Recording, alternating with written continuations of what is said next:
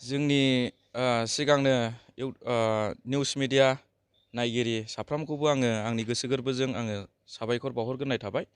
लोगोसे जोंनि बे समायसा जानाया जोङो दिनै जेन'बा जोङो मोनसे मागिनाय हाबाफारि लानांनायनि जाहोनानो जाहैबाय जोंहा सिगां समाव एक्स एनडिबि हिसाबै जोङो एनडिबिनि खामानि एनडिबि हिसाबै जोङो मावबोदों नांबोदों। दा बेनि उनाव जोंहा हमजानायबो जादों, बहुद बार हमजादों जोङो क'क्राझारावबो दङ केसा, ओमफ्राय नागालेण्डआव जोंहा डिमापुर नागालेण्डआव दङ। दा दिनै जोंना हिरिंआ दंगासिनो दङ। जेन'बा जोङो हमजानाय समावबो जोङो बोसोरसे जेन'बा जोङो माबा लानानै थानांदों, NIC जानानै थानांदों जोङो। दा बेनिफ्राय जोंहा न'खरनि माखासे धोन सम्पतिखौ जोङो फाननानैसो जोङो बेलजों फैनांदों। दा बेजों लोगोसे जोंहा थांनायनि बेलायाव जोंहा मासै मास सानफ्रामबो जोङो माने कर्ट गाहैबाय थानाङो। जों बहानिफ्राय फैसा मोनबाय थाबावगोन, जोंहा जेबो गैया। बेराफारसे जोंना आथिं गासिबो बायजोबनानै दङ। बेराफारसे जों रिहाबिलिटेसनबो मोनाखै। आं बेखौनो फोरमायथि हरो गभर्नमेन्टनि सिगाङाव, आं बेखौनो खावलायहरो। मानो होनबा जोंहा जेन'बा कर्टआव जोंहा फाइन होखानाय दङ।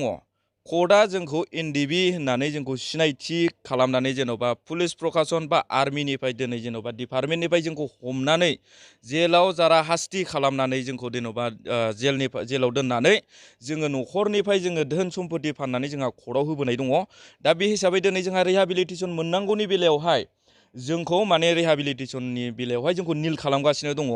आं बेखौल' बुङो, एनडिबि एस हिसाबै 43 बेट्सआ लास्ट बेट्स बियो। मानो होनबा 11 जन दङ।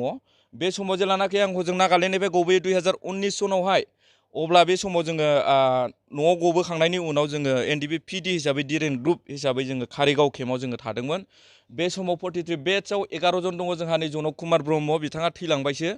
आरो बेजों लोगोसे बिजय बर'मोन दङ, बिथांमोनहानो लास्ट बेट्सखा बियो।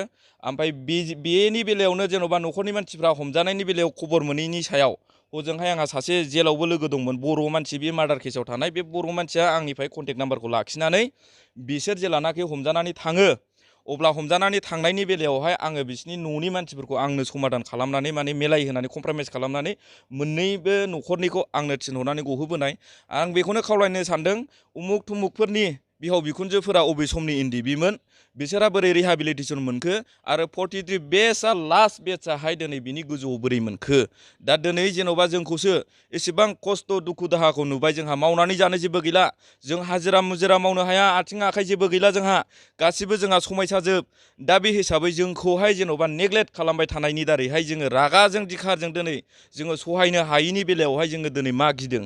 मानो होनना बुंबा जोङो जोंनि समयसाखौ जोङो सानफ्रामबो जोङो माने जोंनि समयसाखौ जेरैखि जाया जोङो प्रब्लेमखौ जोङो सल्भ खालामलांबाय थागोन। जोङो पेन्डिं जानानै जोङो माने गालांनो जों सानाखै। मानो होनबा जोंहा पेन्डिं जानायजों लोगोसे जों बहा थागोन बहा मागोन, जोंहा खारखुमानानैबाबो जों जेखि खामानिबो मावनानै सोलिनो हाया। बे हिसाबै आङो बेखौनो गभर्नमेन्टनिसिम गोख्रोङै दाबि खालामो, गोख्रोङै खावलायहरो, जाहाथे मोननांगौ बेलायावहाय जेसेबांनाखि केस गोनां एनडिबि बिसोर गासिबनोबो होजोबो। सोरबा पाब्लिकआनो पाब्लिकनोबो होनांगौ। मानो होनना बुंबा जों थानाय जों जानाय, बिथांमोनखौबो डिपार्टमेन्टनिफ्राय एनडिबि होननानै हमनानै दिनै कर्टआनो लुथिदोंनो हादोंबा, कर्टआनो दिनै फाइन फोनांनो हादोंबा, उकिलानो दिनै फाइन लानो हादोंब्ला, केस फोजोबनायाव कयेकजना जोबलांबाय, थाखा होनानै फोजोबनो हादोंबा, दिनै गभर्नमेन्टआ जोंनि सायाव मा दोनखुमानो नागिरदों आरो बैसिनि सायावबो मा खालामनो नागिरदों। दिनै जेन'बा मोननांगौ बेलाखौ गासिबो मोनजोबनांगौ। फैसा होखानाय हिसाबै जोङो बेखौनो बुङो, एनडिबिआ सोरमात, एनडिबिआ सोर नङा।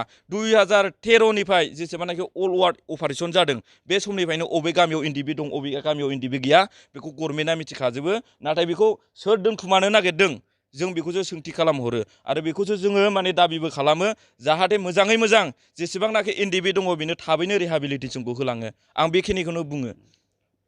दा बे बाथ्राखौनो जों बुंगासिनो दङ, गासिबो एनडिबिआ मोनजोबगोन होननानै। दा बे बाथ्राखौ लानानैनो जोङो बुंदों 43 बेट्सनि गोजौआवहाय नंगौ नङा जों बेखौ मिथिला। लास्ट एनडिबिएसआव 43 बेट्स, बियो 11 जनजों ट्रेनिं होनांदों बा जों नागालेण्ड जेलाव दङ। बे 2018 ना 19आव रिलिज जाखो बेखौ आं बुंजोबनो हाला। बेखिनियानो। होमबा दिनै 56, 57 बेसेबांबासिम दंहैयो, अबेनिफ्राय ओंखारबोखो, आं बेखौसो सोंथि खालामहरो। दा बिथांमोननि दारैनो जोंहा आन्दायनानै दङ, जोङो दुखु खस्थ'खौ जोंहा सहायनांगासिनो दङ।